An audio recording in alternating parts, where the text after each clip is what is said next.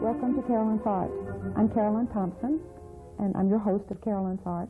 Tonight I have an incredible show for you. We have a special guest. His name is Michael Martino, and he's a sculptor. And I know you're going to enjoy seeing all of his pieces and sharing his world. Michael, thank you for coming and bringing all of your beautiful pieces to show and share with us. Thank you, Carolyn. It's a pleasure to be here. I'm so glad you could come. I have to tell you, before we get started, I wanted to share some information with you. Michael is the son of Palmer and Mary Martino, who live here in Kenosha. And you grew up here and went to school, high school, right? Yes. And 2 years at Parkside University. Yeah. And then you went to the University of Milwaukee? Is that correct? Correct. So Palmer Martino, as you know, is an artist. Michael is an artist. He's married and has one child? One child. One child. What, 3 months old? About, yeah. Brand new baby, but his wife Phyllis is also an artist. She does incredible watercolor. I've seen them. And so you couldn't help but be involved in art, could you? Yeah, I kind of unavoidable. You just inherited it, didn't you? Yeah. That's wonderful.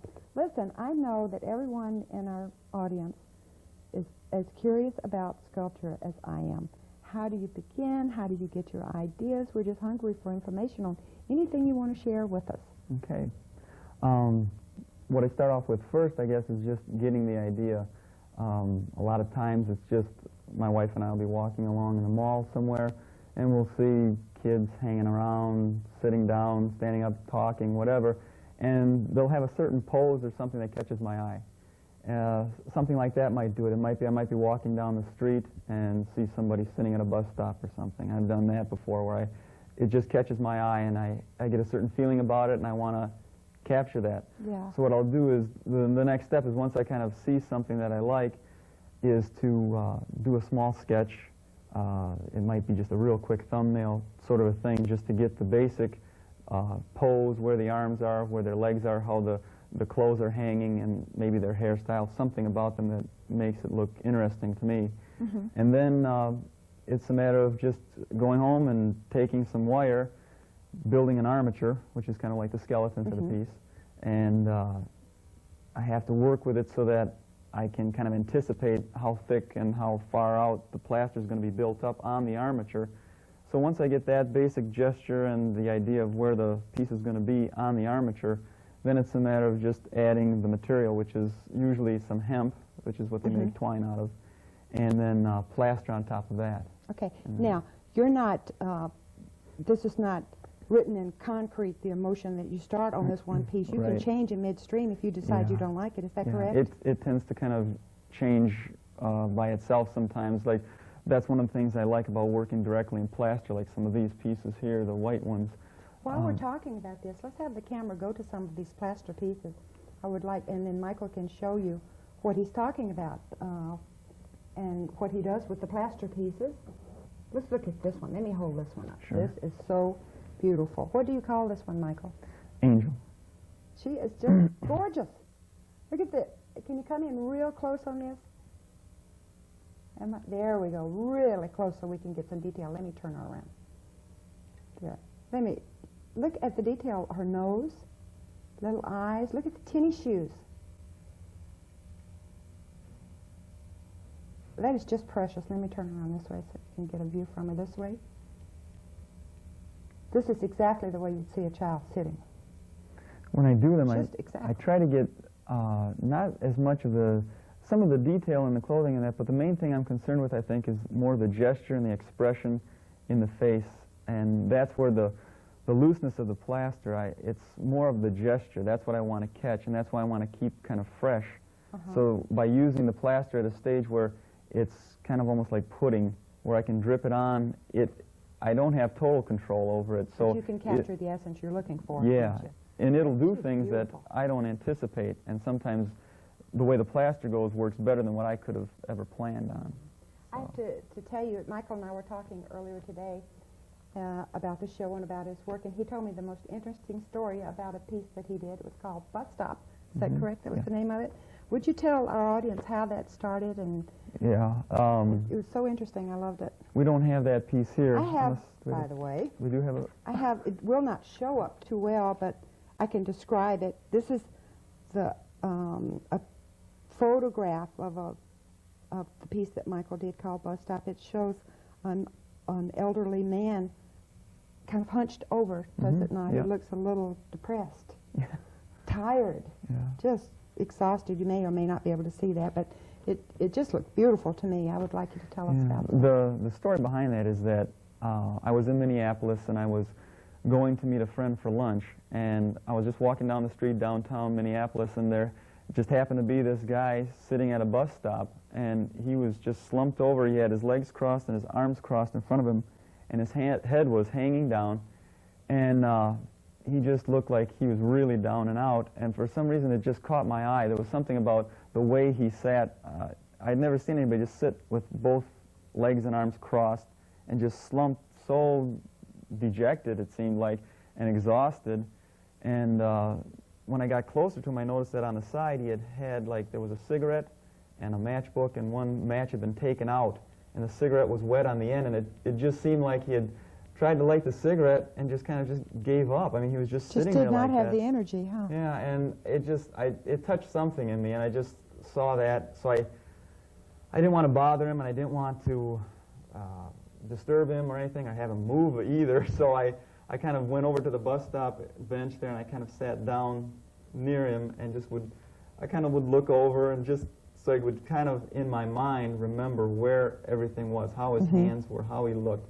And I didn't have anything on me to draw with, which... So what'd you do? Well, I just tried to commit it to memory, and then I left and went to my lunch appointment, and when I got to the restaurant, I just asked my friend for a pen. I tore off a scrap of paper, and I did a real quick little thumbnail sketch to basically show where... To jog your memory of the main features or whatever. And then later on, I took it home, and I tried to do like a painting, maybe even two of it, and that didn't quite work out. And then later on, when I had moved up to Milwaukee, and I had my studio up there, my roommate, I got him to sit for me, and he basically took the pose and put on a coat that I had, and I think he might have had the collar up, and he slumped over like that, and then I had the basic pose so that I could get the figure, and then I made up kind of the head and made him look older and changed things a little bit to get more of the feeling of what I first saw. And it worked very well. You know what I find really extremely interesting, like any artist, Michael's medium is, of course, sculpture, but you remember so many details, and you try to key them in your mind, file them away so that when you need them, you can bring them back. Yeah. You know, you pay very close attention to detail, to things that other people wouldn't notice. Yeah. You know, it's the same thing with artists. They pay attention to color in a sunset, maybe even a little more than the normal person. Yeah. I've tried to do that at times. A lot of times it's hard to even remember things. I've even tried to play back sky scenes that I try to remember in my head late at night when I'm going to bed, almost run it like a movie, like a beautiful sunset. I try to sit there and imagine it and say, what were those colors? Yeah. Try to imagine on a palette, and sometimes it works, sometimes it And of course, doesn't. many times you do life studies, do you not, before you even start? Oh yeah. Doing if I have models. a particular pose in mind, and if I can find a model to work with, it helps me to have a live model. It would be nice to have the model right there working with me, but cost factors and time and that kind of thing, I usually end up taking some photographs, working all the way around the figure, and then I use those photographs, work off of those, and then if I still need some work towards the end, I can bring the model in again For the and for the detail. final details. Yeah. Okay. And you do have a studio in at your home, is there, or in La Crosse? In La Crosse, yeah. Okay. There's a piece here that I just find absolutely fascinating. It is bronze already. Some of these pieces are in plaster, some are in clay, is that correct? Correct. This one, we have three pieces here that are already in bronze. I would really very much like for the camera, if we can, to come to this show. What is the name of this one with the skateboard? This one is called No Way. No Way. Now, is that perfect or what? This is a young teenager with a skateboard. Can we come? And if we could turn it around, I want you to notice, Michael, turn it around so we can see on the monitor the wings on this child. Many of Michael's pieces, especially the later ones now, the ones you've done recently, have wings. Gives them that angelic innocence type thing. But that, to me... It's kind of a symbol for me that it just seemed like, for one thing, it was an extra visual element that I could put to make the backs look more interesting, and something else I could kind of play with the plaster. But symbolically, it's kind of a way of expressing spirit, the adolescence, kind of the innocence, kind of the age that he's at. Yeah, the idea of a fledgling. Yes, exactly. Small wing. The idea that kind of like at that age, 13, 14, when they're trying to be as cool as possible, and they don't want anybody obnoxious. to know. Yeah, and having been the mother of 2 teenagers and having survived, believe me, I understand exactly what you're headed for here. That is, I guess that's why that one was so dear to me. I just thought it was just absolutely perfect. You really captured the whole essence of teenagers. Yeah, that's there, what that I was is trying to do. just precious. And then we have another bronze, and this is Trails End. Is that correct? Yeah, Trails End. It's called its own Western piece. I've done It's come in real several close Western on this one. pieces that there's a gallery in Tucson that is. This taking is. that. Let me turn it around so you could see. You see this one? The boots are off here, and he's rubbing his feet. He has had a rough day. It's beautiful. I just love it. Now this one belongs in your father's home. Is that correct? Correct. Yeah. Yeah, I'm sure anyone would love to have it in their home. That is absolutely beautiful. Yeah. These are very heavy, and we really appreciated Michael and his wife and all of us doing the work to bring these pieces in here so you could see them and enjoy them. And what is the name of this one? That one's called The Question. Question. I was trying to symbolize the idea of, again, kind of along a spiritual theme, the idea of it comes down to where man is a lot of times, I mean, mankind basically is trying to question of God. I mean, is there a God? Isn't there a God? Do they believe? Do you not believe? And it's I had a model sitting, and he took this pose, and it just kind of struck me as a little bit defiant in that. And that's where I got the inspiration for that one. Okay, and here's the clay model. Yeah. Is that correct? Right Can you behind see you. this? First it was done in clay, and then as the clay kind of solidifies and hardens, it gets to be like kind of leather hard. Then I can carve it out and hollow it out to where you don't want to have any uneven thicknesses so that then it can be fired. Oh, and then okay. once it's fired, then I just waxed the fired clay and then shipped it off to the foundry, and they made a mold and then the wax and then the Okay, bronze. so let's recap here real quick. You first get your ideas Yeah. from wherever you get your Wherever. inspirations. Sometimes it's a commission. I do commission work, portraiture. I'm working on one now. A woman in Milwaukee wanted some horse theme kind of done small. So I'm working on that now. And sometimes it's a portrait of a child, a little 1-year-old that I did for a woman. So some are very specific. Yeah. But your work, Yeah. then yeah. you can get the inspiration from anywhere you please. You also did a commission for high school, did you not, of a cougar? Yeah, that was a piece where they, I don't know if they can see this. Oh, here's but yeah, we have a photograph of this. Let me hold it up and see Yeah. if the camera can. How large was this piece, Michael? I think it came out to You need about to come in real 6 close, feet and from, I'll try to hold this very still and get it out of the light. probably about 6 feet from nose to tail. So, it was there. Whoops. the original Hold model. it straight. There we go. The original model wasn't my design. It was something that was given to me that I was just making it larger basically for see. them to work from. And It's very sleek, very yeah. simplified, but yet elegant. It's Yeah, just it was- gorgeous. It was a fun piece. That's when I did when I had moved back from Arizona, and I was living in Kenosha for the summer with my folks, and it worked out to be a really enjoyable summer because just being in the garage and working on the cougar, and then the kids within the neighborhood would come by, and it was just nice to be back. It was the first summer back north here for a while, so seeing the green again was kind of neat. Yeah, It's such an intense experience after being out in the desert more. It's such a different climate, so it was Yeah. really kind of fun. Yeah, I understand that. We moved here from Texas, and it was just everything was so beautiful. Yeah. We just loved it. Okay, I wanted to talk to you just a little bit. You're on a professional snow sculpturing team, is that correct, Yeah. in Milwaukee? Yeah.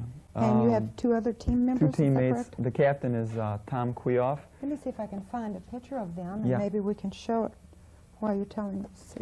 Yeah, the captain is Tom Queoff. He's a sculptor in Milwaukee. And then Michael Sponholtz is also an artist in Milwaukee. He does wildlife art and sculpture.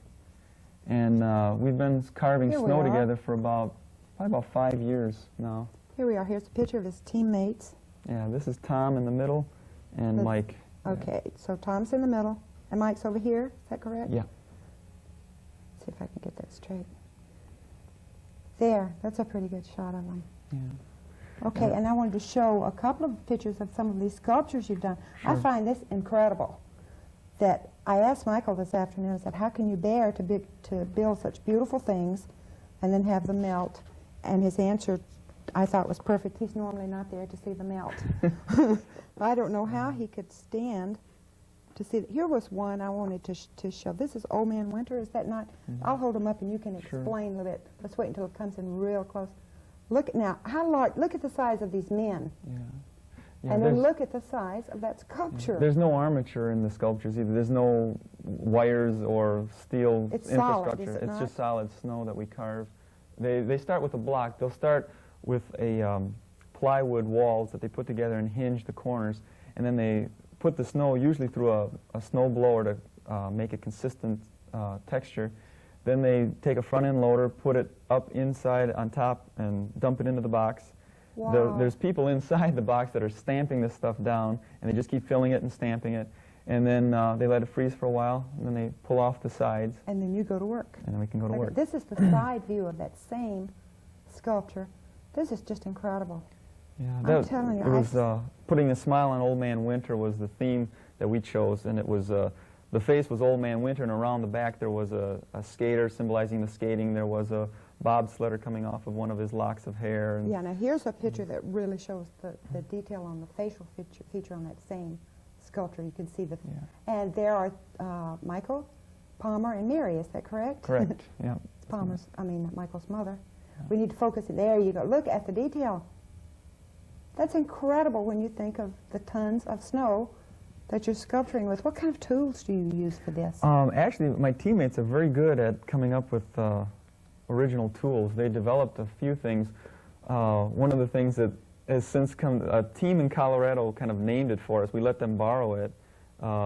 They call it the Queoff Humdog, named after our captain, Tom Queoff. It's gang nails that they use for pounding boards together for construction. You ever see those? A lot of points to them. About, yeah. You nail that to a piece of wood, and you can use it almost like sandpaper on the snow. And that's how we get a good surface. And then the Italian team, the Gasparis from Italy, they, the inside of a washing machine, you ever see the thing with the holes? Yes. They take that, and you use a piece of that, and you can, and that's almost like using fine sandpaper on the snow. Oh, and depending on the temperature, and then my teammates, Tom developed some tools, small hand tools that he actually carved out of wood, and then had them cast in metal, in aluminum, that worked just great. Plus he had other gouges. It's almost the same as a wood gouge, the half-round kind of gouges in the straights, and only larger. Yeah. About that big. So. Well, you know, there had to be some kind of special equipment. Yeah. I was thinking after you left this afternoon, after I talked, what does he use? Yeah. People use all kinds of barbed wire they used to saw it with. They'll use regular saws. Whatever it takes, right? Yeah. No, there's no power tools allowed, though. Oh, is that right? Yeah. Okay. Now, that's not true in ice sculpture. You could use power tools, right. correct? Yeah, in ice carving, they let you use an electric chainsaw. Yeah. And then you can use wood gouges. Michael also does that. He does a little bit of everything, and he is into fine art. I didn't tell you do acrylics, is that correct? Some acrylic paint. I like to work with acrylics, but I haven't done much painting lately, mostly drawing lately. Well, you've been quite busy with your sculptures and getting them going. The one piece that we were talking about earlier, Bus Stop, you only did one of those, is that correct? Correct, yeah. Okay. That was one of those things where I was kind of, I guess, I don't know what happened exactly. I kind of got lost in the transition there between moving and everything else. I had done a mold of the piece and done one wax and sent that off to get cast.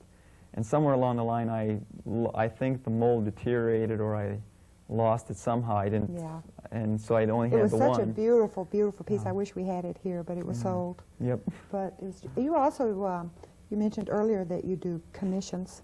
Yeah. Right, on almost anything, I guess. We were talking about this a little earlier, about the difference between the freedom that artists feel they have when they're doing their own thing and letting their creative ability just flow, as opposed to commissions where you really have guidelines Yeah. where you need to There's stay. certain in. restrictions you got to keep within. Sometimes that's not a lot of fun.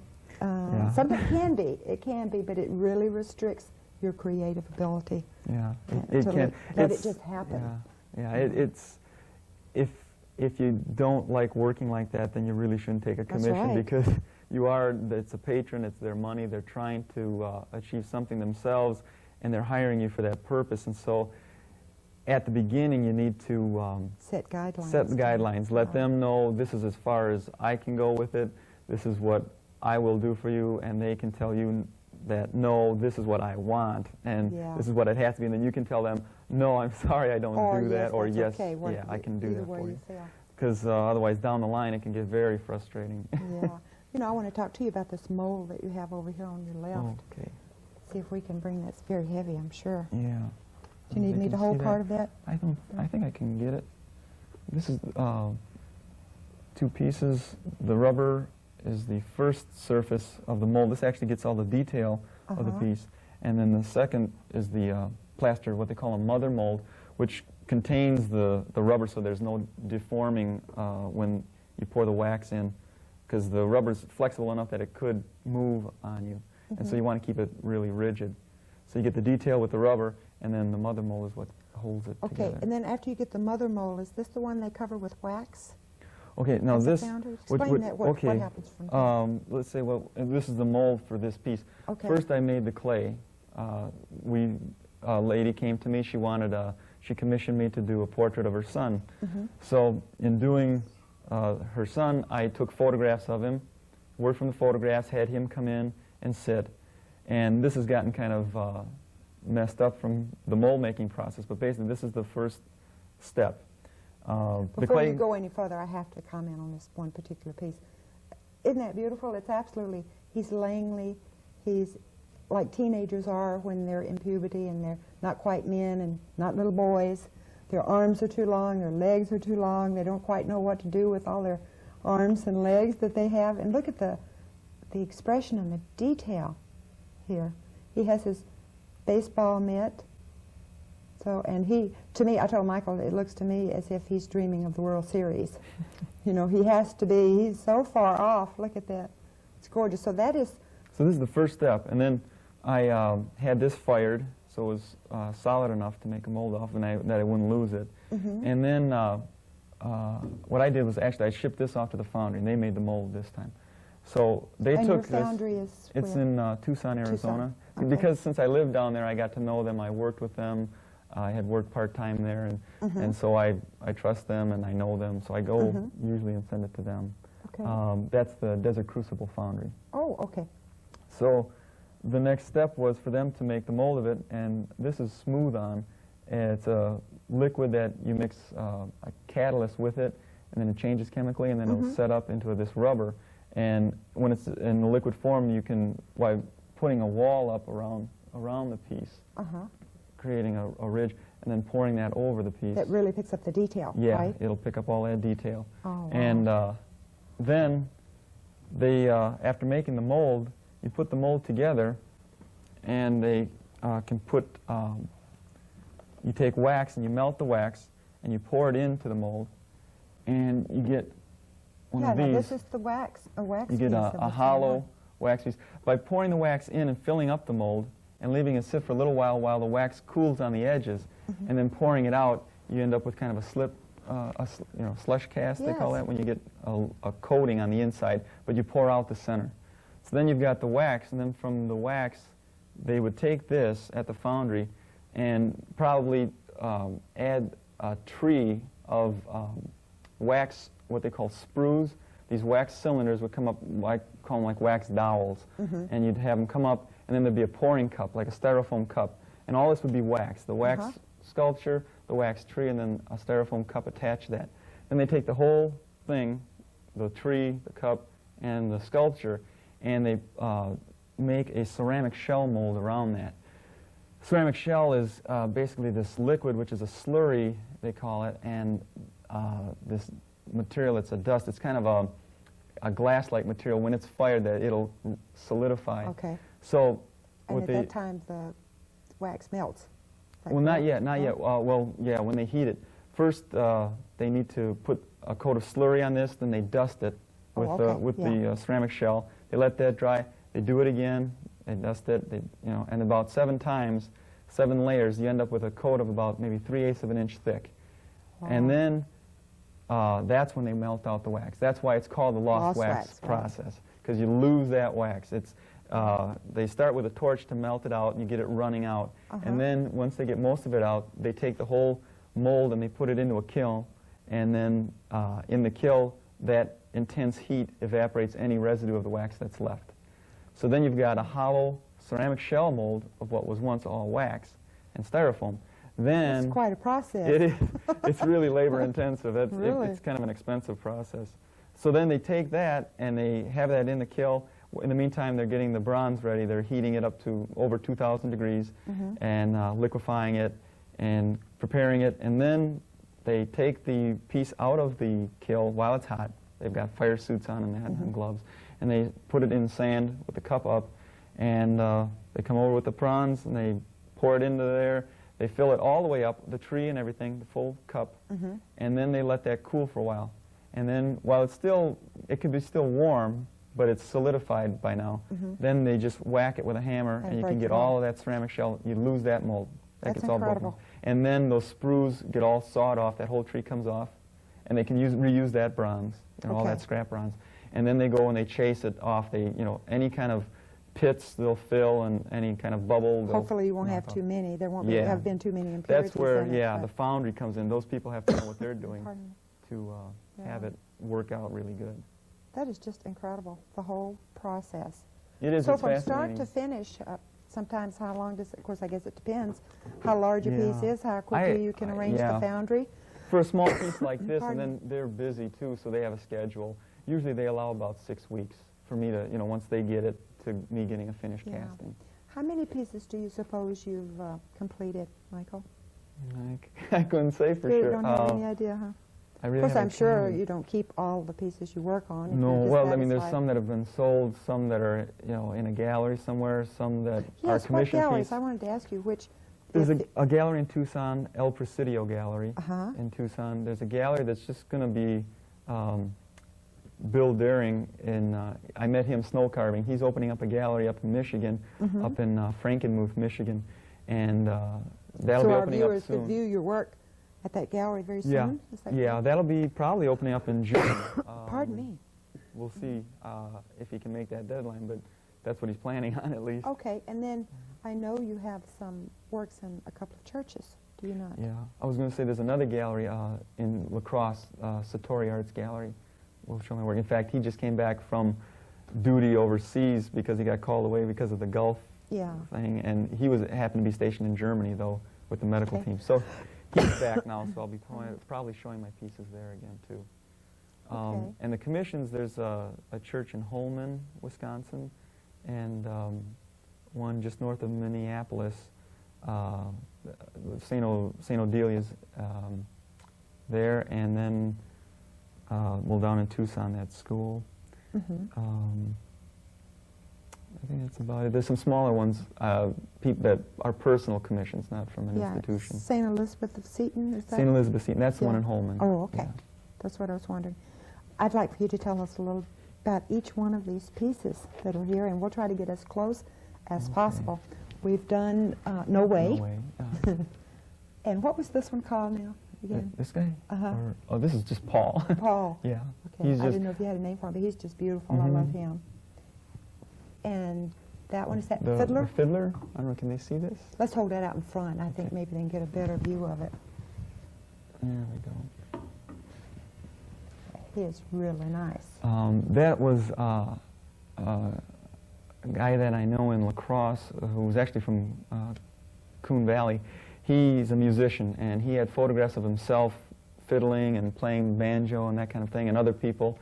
So I had wanted to do some musician pieces, and he was nice enough to lend me some of his photographs to work from. And this is kind of a composite of a couple of different views of him. He had the tam on in one shot, but he was playing a guitar, and in another shot he was playing fiddle, so I kind of put it together. And it's a loose kind of interpretation of his likeness. I mean, I didn't try to get an exact likeness. What I was mainly interested in was the gesture of that hat, of his arms, and the feeling for the way he stands when he plays, and the way his clothes hang on him and that.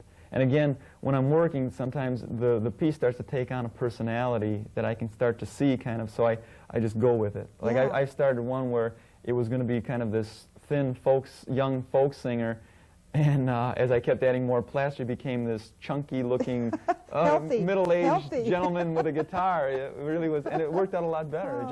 It was something that that's what I like about working with the plaster like this. That shot really shows the detail. That is just so nice.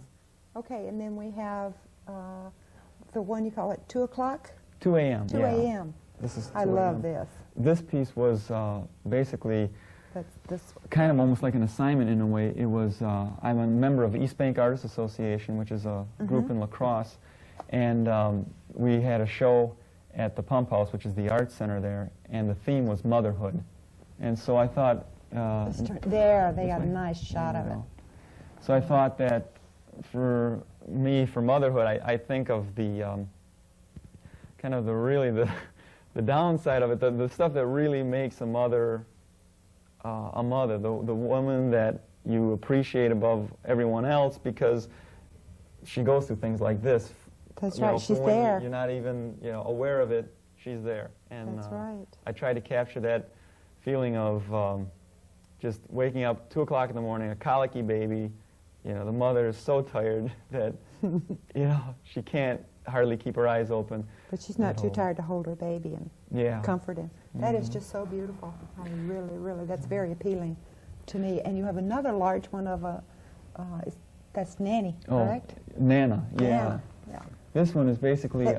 let's move this one. Oh, they got it. They got it very well. Basically, it came from a memory I have of my grandma, my mother's mother, and she used to sit in a large chair, kind of a stuffed chair like that when I was a kid, and it's kind of, that image kind of was impressed in my mind.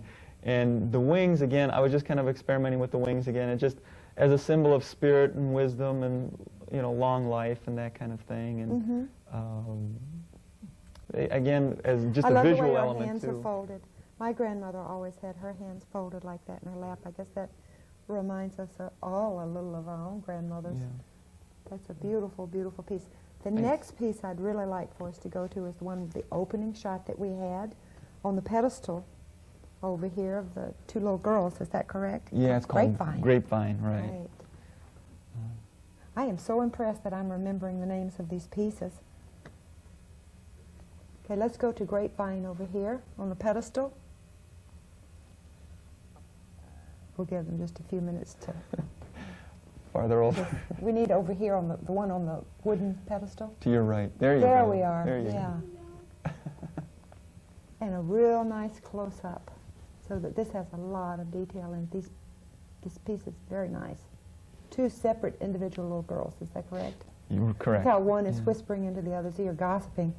Yeah, this is again at the mall kind of thing that you see. And can't you just hear them? Yeah. There she goes with John. Yeah, that's the kind of thing. How? I didn't know they were dating. What I was interested in was the idea of the negative space between them. I really like the idea of working with that, and the feeling of the hair and their gestures when they sit and the way they're clothed, the baggy sweatshirt and that kind of thing. And if you notice, I don't try to get a lot of detail exactly as detail, but it's more, I try to get the gesture of things. I try to get an accent shadow where that shadow would be, but it's not, if you look close, it's not, the eye isn't actually an eyeball and all of the details. It's just kind of a drip that I pulled out a little bit, and if it falls the right way, then I leave it. If it doesn't, I wipe it off and I try it again. And that's what I like the nose, I just kind of let it drip and pull it off. And then with the clothes, the folds in clothing, really I enjoy seeing just luxurious folds, and it's always fascinated me when people are standing somewhere in line or something, and how the clothing just drapes off their figure and just the rhythms that it creates. And how they hold themselves, or how they hold their head, or whatever. That's fascinating. You really enjoy working with the human body. Yeah, don't I you? do. I do. You really, the wings on Michael's work, I think, are almost like a signature of his work. I would probably recognize your work anywhere, Yeah. you know, after having studied it for a little bit. Okay, we have another clay model, this one. We haven't talked about this one. Yeah, that's called The Dream. That's an earlier piece. I did this when I was in Milwaukee, and from a live model she sat for me. And basically it's just a clay piece that I guess I was trying to get the idea of just somebody just having woken up from a dream and thinking about it. Yeah. And she's just kind of pondering it. She looks a little perplexed. Yeah. Perhaps it wasn't one of the better dreams. Yeah. She was a little concerned about it, or maybe she's just trying to figure it out. Well, that's what I like to do, too, is to kind of involve the viewer in kind of thinking, what is this person thinking? What do they feel? And if I can achieve that kind of a presence with the sculpture that actually draws somebody into thinking about it and then wondering you about succeeded. it. Yeah. You bet. They're just lovely. I really, you know, also we haven't talked about it, but Michael does wood carving. You've just started that recently, have you? Or Well, I've done some doing wood it for carving a when I while? was in school and that, but on and off a little. I'm looking through for a photograph of some of the wood carvings that he's done. I hope think I they have might be them. in this pile here. Let's see. Oh, while I'm looking, tell me about this. This is Gulliver. Okay. Tell the audience Should I about hold these that. up? Yeah, we'll show them. You'll have to look at the monitor and I'm make sure thinking- we're holding the Hold that. photograph. This is when it was in the parade. This is the finished piece. I don't know if you can see it, but he's laying on a flatbed truck. He's 45 feet long from head to feet about, and it was a commission piece that the people from Irish Fest in Milwaukee wanted a large statue of Gulliver that they could bring down to the beach for a publicity stunt and then put him in the parade. And then they also had thoughts of floating him down the river, so he had to float too. So I was just kind of a part of this project. My teammates from the snow carving team actually were in on it. Yeah, this is me making the model. My job was to basically make the model first, the scale model. So I made it 1 inch to a foot, and I put clay over a styrofoam armature. And then I brought this down, and they took over from there pretty much and started putting the large slabs of styrofoam together. And then I would go down on weekends and help them carve it. And then once we had carved it out of styrofoam, then there was a polyurethane coating that went over that, and then we were painting it.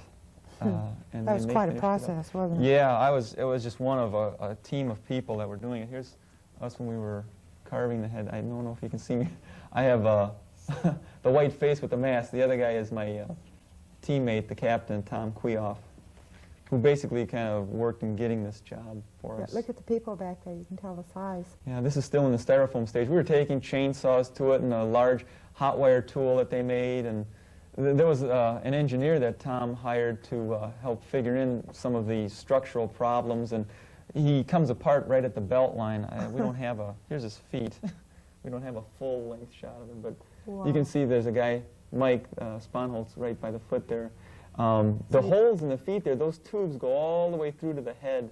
Well, actually, one goes through to the head, one goes through to the shoulder, and that's what holds them together. There's a large, long pin, threaded rod that gets screwed together and actually pulls the two halves together. That is incredible. While we're still up there, we're going to show another photograph. No, I was just going to give you another one. The camera was real close. This is one of the wood carvings. Yeah, this piece is a wood carving I did at a wood carving symposium in Eau Claire, Wisconsin last summer. Pardon me. And it was a lot of fun. It was just, again, my teammates from the snow carving team and other artists got together in Eau Claire and under a tent for about a week, and we all were carving these statues that are about 5 feet high, and it was basswood. And this is actually... Is that a soft wood? Yeah, it's a real nice soft carving wood. A lot of the ducks decoys that they make, those are carved out of that. And these were... and here was another. Oh, this is another wood carving. I don't know if I can get this. Isn't that beautiful? This is the one that's in that church just north of Minneapolis, St. Odelia's. And this is just part of the sculpture. This is a 5 foot high by about 30 inches wide wood carving in relief that goes on the wall, and then next to it on either side are some large tapestries, some weavings that a friend of mine did. Yeah, I wanted to also show Let's see if I can get a really close-up. They may be able to tell. This is the Annunciation, is that correct? Yeah. This one is beautiful. Yeah. And you tell us about this one. Can you get that one? Okay, this is called Annunciation, and it's in bronze, and basically the idea I was trying to get across was the Annunciation when the Blessed Virgin finds out that she's going to be the mother of Jesus. I was trying to bring it down to more of a human kind of thing. How would somebody feel? I mean, how would I know? But I was trying to just get an idea of what it would be like and how you could symbolize that in a way. Yeah, and symbolize it in a way that other people could understand maybe. And I thought of the Bible verse that from the Old Testament that talks about how God wasn't in the there was a prophet and he had gone to a cave and God said he was going to come by, and he wasn't. There was like an earthquake and there was thunder and there was lightning, and in each of those he knew that wasn't God. But then when all of that passed and there was this gentle breeze, that's when he knew he was in the presence of God. That's when he hid his face.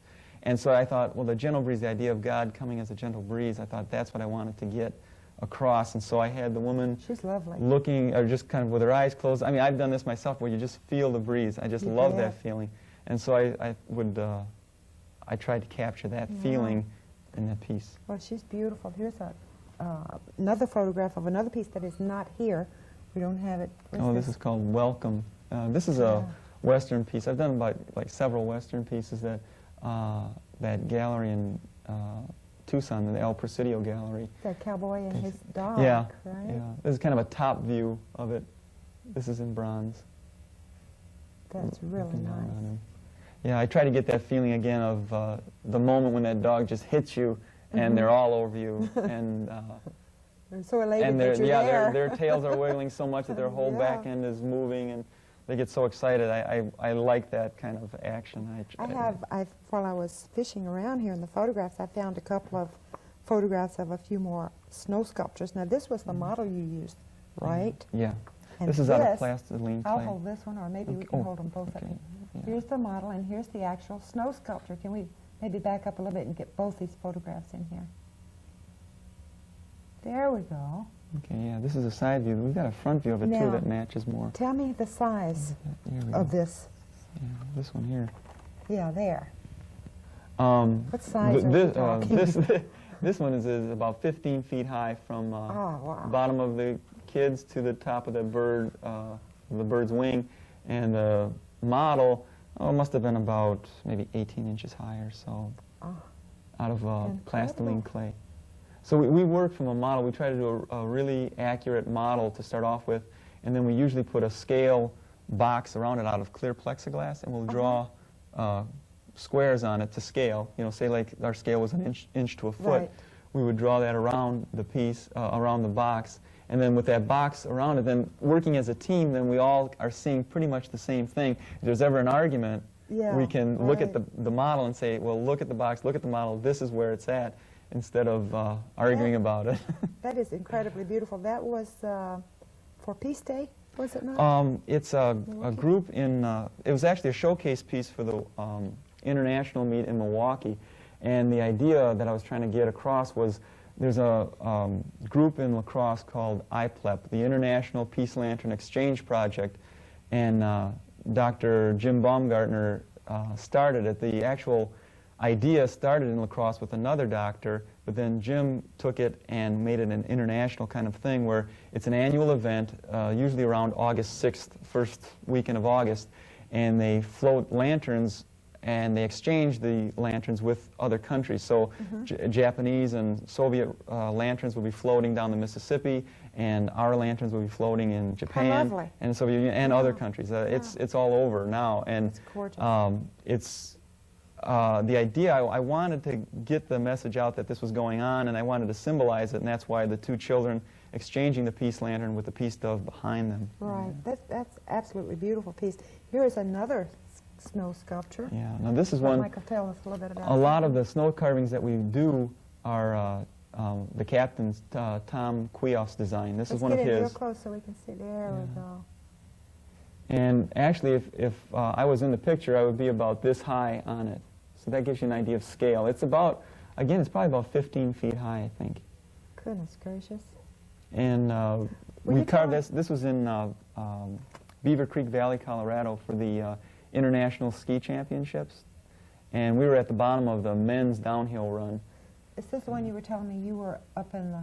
Yeah, I was up in this area here. I got, since I'm the smallest and lightest of the team, I climbed up in here and was carving the faces from behind them. So my teammates would kind of look at it and tell me, you know, take a little bit more off of here, a little bit more off of there, and I'd be carving. And in the meantime, there was snow. We had about 2 feet of snow while we were working on it. It was beautiful weather. It was just gorgeous. This was one of your teammates' design, was that correct? Yeah, Tom Kuyov's design. And then here's another.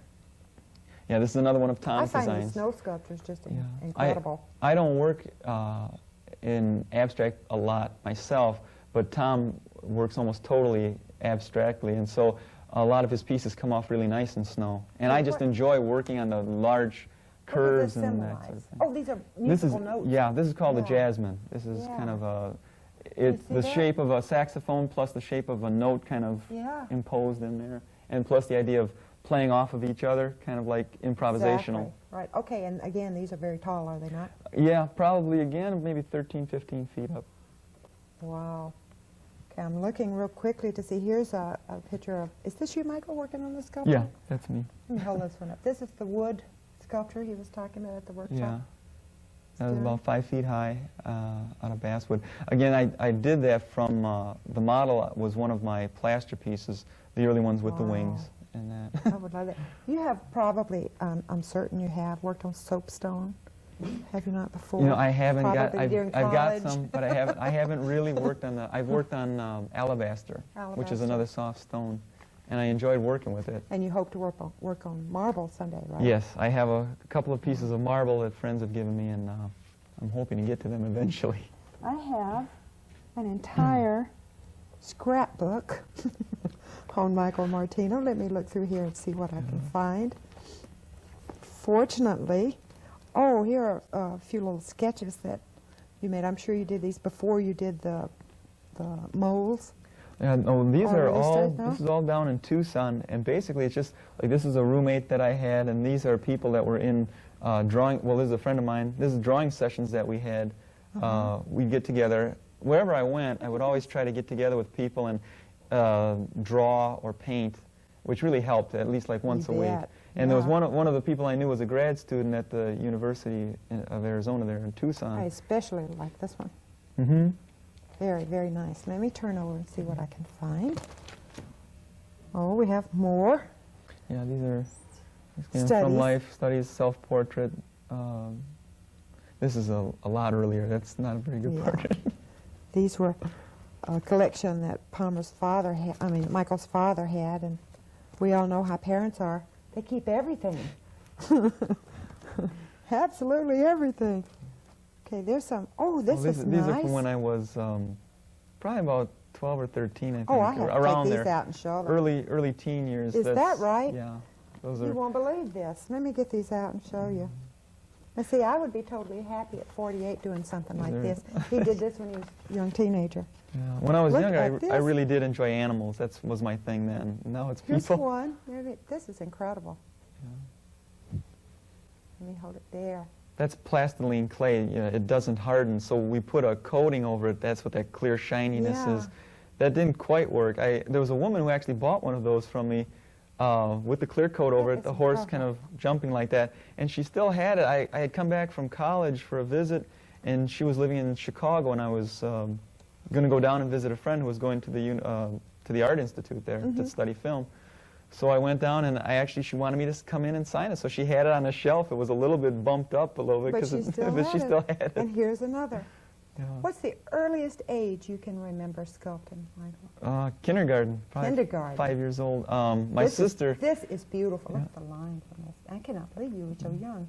My sister says that the kindergarten teacher would take the animals that I did out of the clay there in class and put them up on the shelf. I don't remember that. My sister says that. I do remember one of the brothers from the school would come by, and he was always kind of encouraging and real impressed with what I was doing. And I remember specifically doing like a bear out of some white clay in that. But I don't have a whole lot of memories that far back, but I know I was doing it young. That is absolutely amazing. I can't tell you how much I have enjoyed meeting you, not only meeting you, but sharing your world and just being able to be around your art for a day. I had all day, folks. I've enjoyed it all day long. Before we go, we have a little tape that we'll end the show with. It features a few very nice pieces of Michael's work. But before we cut and go to that, I wanted to ask you, what encouragement would you give any of our young viewers out there if they say, gee, I'd love to be able to do this? What would you tell them? I guess I'd say just do it. Just if you can find someone to study under, that would probably be the best thing. Books, there's lots of books. Go to the library, get books on it. Don't be afraid of not doing something perfect. I mean, I feel like I'm still trying to get to something where I feel that it's my best, and I don't quite get it yet, but I'm getting better, I feel, so I'm encouraged, and I keep doing it. Mm-hmm. And I would say, sign everything you do. You know, don't talk yourself down. Don't feel like it's not good enough to sign. That happens to be the best at the time. Yeah, right? That's exactly it. So you have to be proud of where you are. And then later on, you can look back, and you can still be proud of that, I think. Yeah. And it's something that I didn't get used to right away, signing things. And it's really important, because it means you own that. It means, yes, I am at this stage, I admit where I'm at. If you don't admit where you're at, how can you see where you're going? You know, and you have to, that piece is a part of you. Yeah. It takes a certain part of an artist, no matter what they're doing. That's right. To produce that particular piece of art, no matter what the art, what medium. I am so tickled that you came. Thank you. Thank you. For it's been my coming pleasure. And sharing it. I'll see you on the next show, and as we go off, we're going to run a tape for you. I know you're going to enjoy it. Bye-bye.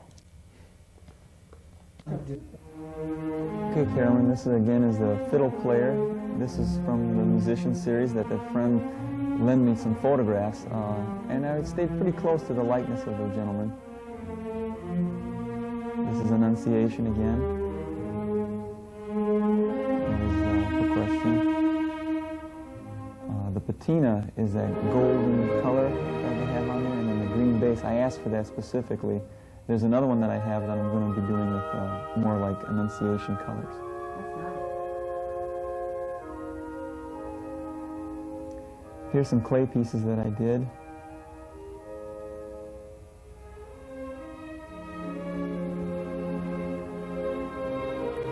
This is Hoops. This is the latest one that I have. It's out of plaster. He doesn't have any wings, and I also did a 13-foot snow carving of him up in Detroit.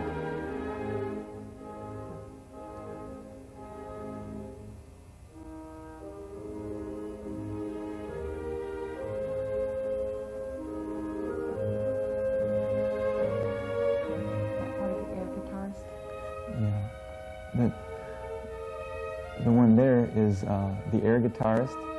It's just a kid kind of doing an imitation of a rock star without any guitar, just dancing to the music. I try to get that gesture, and I try to keep it looser with the plaster again. There's Nana in the foreground, Angel. This is the Oktoberfest guitarist. This is the one that I started off making a young, thin folk singer, and he turned into a larger gentleman, middle-aged, just having a good time in his lederhosen. You can't see his pants here, but in lacrosse there's the Oktoberfest, and the guys get dressed up in the traditional German lederhosen and the boots and the suspenders and that.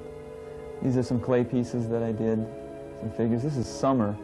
I just try to get the idea again of a breeze blowing and the grass blowing, and the idea of a full, fertile green season in the figure, just kind of the rhythms of her arms and how they rotate around.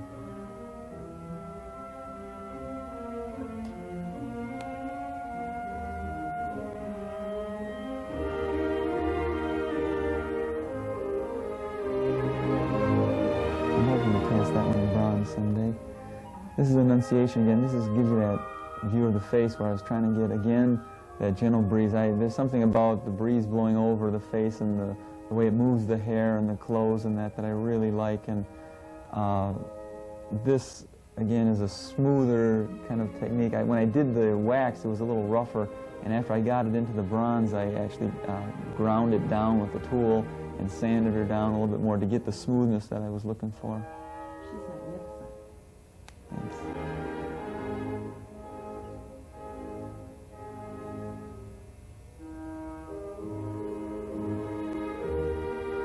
This is called You Are Dust. It's kind of an awkward view of it, but he's kneeling down, and I try to actually have as his feet trail into the ground, they actually become part of it.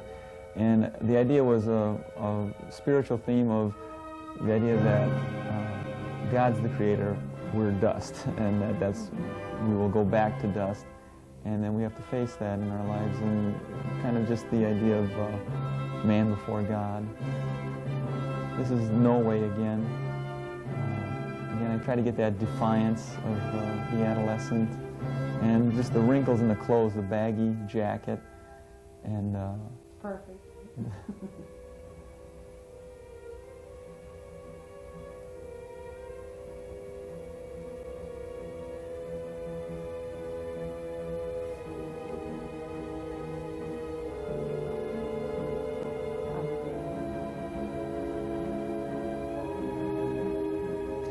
Again, this is 2 a.m. This shows a little bit maybe a better view of some of the folds in the cloth in her robe and the texture in her hair.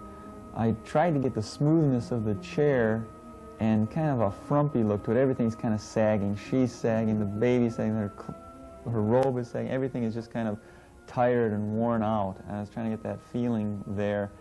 And again, keeping it loose and kind of having a rhythm to the wrinkles and the folds of the cloth and that. Again, that's hoops in the background. With him, I did a little bit more of a finished job. I carved down a lot after I had put the plaster on, and after it was solidified a little bit, I carved back into the shirt and smoothed it off a lot and left only certain folds from the plaster that had happened. And like in the hair, there was only certain things that I left, and the rest I smoothed down. Again, I'm kind of experimenting on how much to finish them and how much to leave go. The one on the end in the background there is Rebound, another sports theme. Again, the same kind of technique where I did the plaster and then worked it down again in certain spots, but left certain gestural qualities that I liked about it. The other one over to the right is At the Mall 3, just kind of another kid standing there, hands in his pockets, and he's got wings too, but you can't see them in the back. What's happening? Yeah, what's happening, that's it. This is just kind of a view of the group at a show that I had him on display at.